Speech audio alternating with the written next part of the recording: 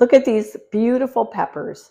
I have some Poblanos and some Anaheims that I harvested from our organic garden. And today I'm going to be making a Chile Relleno Casserole. The first thing we need to do is put this in the oven on broil high for 5 to 15 minutes, turning once or twice. And then we're going to take them out and we'll move on to the next step. The peppers have been roasting for about 6 minutes and I've been turning them so they're nice and black.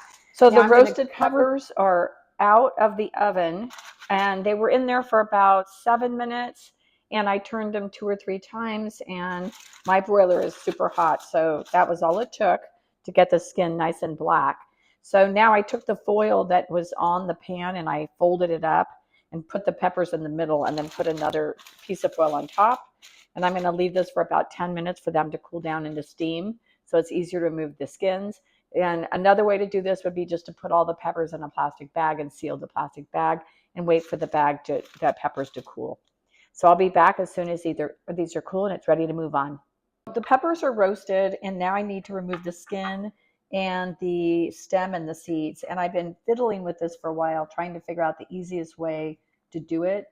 And I found that using this like knife here is helping a lot with getting the peel or skin off of this pepper. And you know, the thing is it's some people don't remove the skin, but they say it can be bitter, and some people don't like the texture. So I'm just basically going to just do the best I can. And if I leave some skin on, oh well. So now I'm just taking off this with most of the seeds in it. And even again, if there's a few seeds in here, I'm not going to worry about it. And I'm just setting them over here.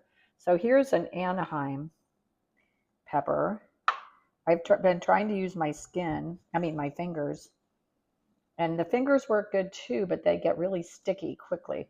So the knife kind of helps. Now the Anaheim peppers were much easier to cut, to peel the skin off. But I got a lot of seeds in here. So it's almost like you kind of have to cut it and then scoop out the seeds as well. So it's kind of as you can see, a little bit of a messy job. But I'm going to be patient and just keep going. So here we go with another one.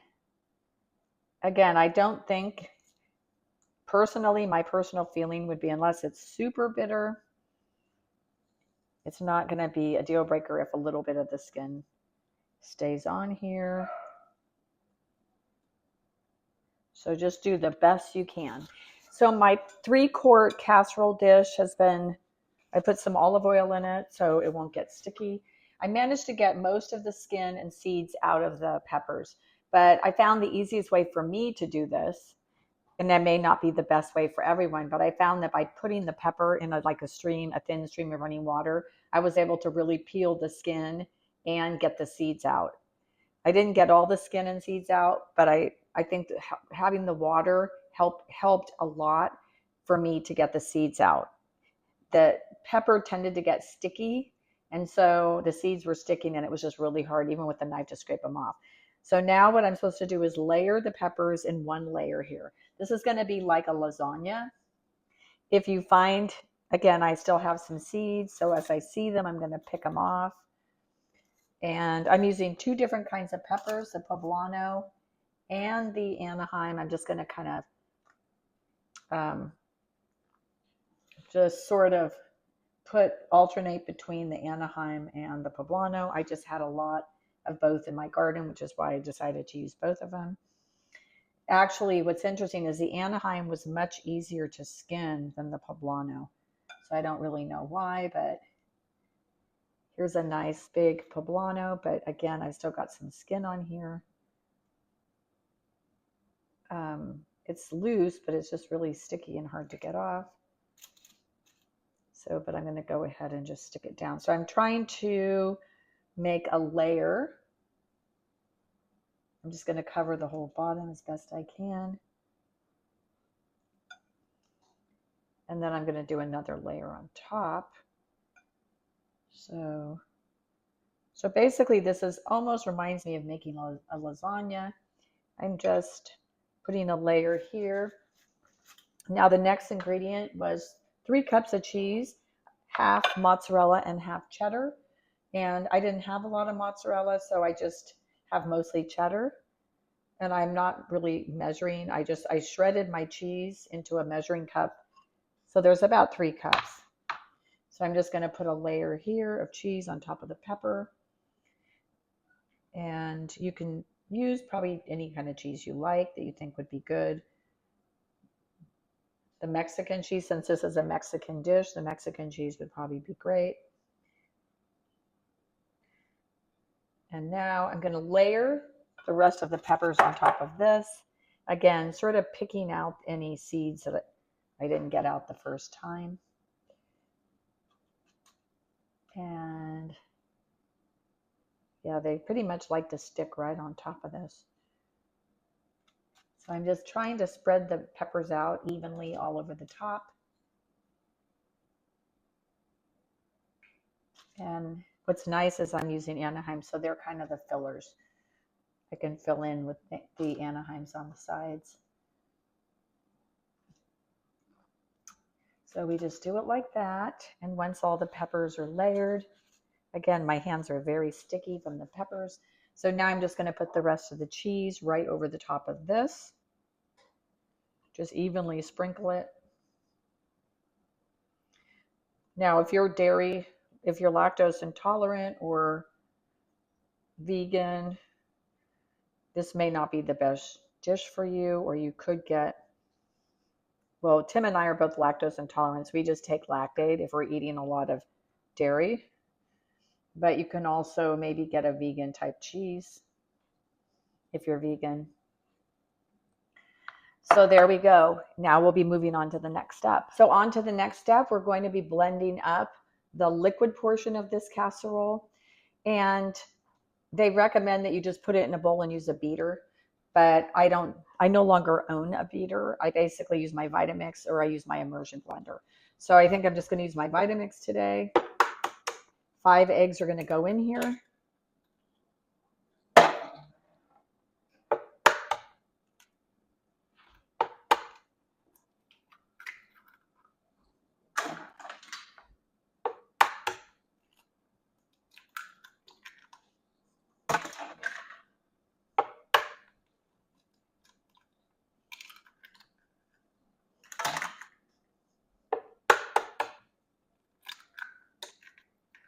Okay, so we got the 5 eggs. 1.5 cups of whole milk. I'm just using low fat, 1.5 cups.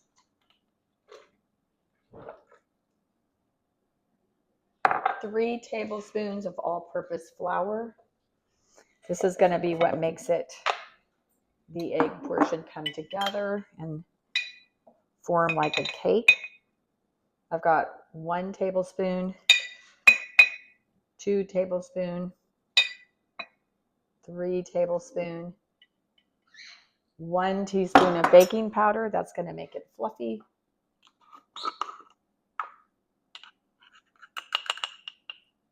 Baking powder, 1 teaspoon. And for flavoring, we've got 1/4 teaspoon of onion powder. There was another recipe that they used 1/2 teaspoon instead of 1/4 teaspoon. I'm measuring with a 1 teaspoon measure, but I filled it half up. So I'm using 1/2 teaspoon. I like things with a little more spice. Garlic powder, again, 1/4 teaspoon, but you can use a little more if you want. I'm using 1/2 teaspoon. Salt, 1/4 teaspoon of salt. And again, I will use 1/2 teaspoon. Here's my salt. I just use sea salt. I keep it in a little container like this. And last but not least, pepper, which I'm just going to grind it right in here.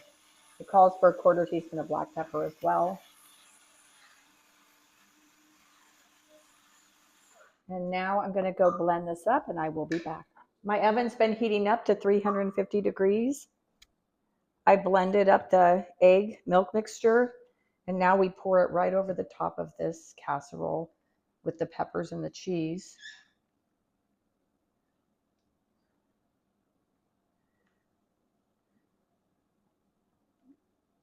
This casserole now goes right into the 350-degree oven for 45 minutes. So I will be back in 45 minutes, and hopefully this will be all puffed up and delicious. The casserole is out of the oven, and doesn't it look delicious? The recipe recommends that you now serve it with salsa, cilantro, sour cream, and I'm going to go ahead. I can my own salsa, so I'm going to use a jar of our homemade salsa. I don't have sour cream or cilantro. I'm going to cut this just into some dinner-sized pieces. I think I'll just cut this into 4, and then Tomato Tim and I can have one tonight and one tomorrow. Doesn't this look? This looks really good. So this is the Chile Relleno Casserole. Here we go. Doesn't this look delicious? Okay, I'm going to plate it. It looks really good.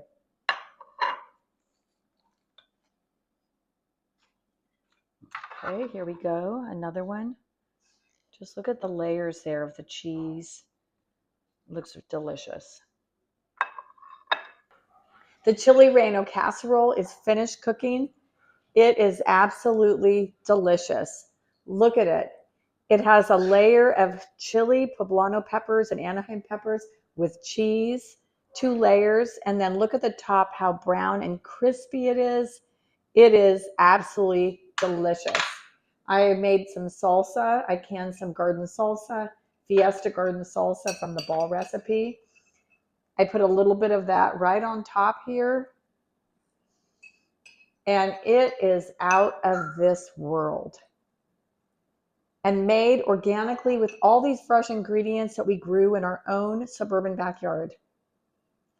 If you want to make this recipe, I'm going to post it in the description. And you can actually buy your peppers, buy your ingredients from the farmer's market or the grocery store. If you can, buy organic, but if you can't, that's okay. It'll still be delicious. This is an easy recipe.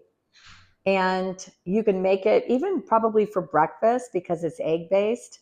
You can actually have it for a brunch. You can have it for a light dinner like Tim and I did. Maybe your kids won't love it, but if they try it, they would love it. But I know kids sometimes are kind of look at green things and say, oh no. But you can definitely have this as a brunch, a breakfast, a dinner, a lunch. It is just has so many different ways you can use this dish. If you enjoy these videos, growing organically in a suburban backyard, please follow Tim and I at Organic Oasis in Northern California. And happy growing.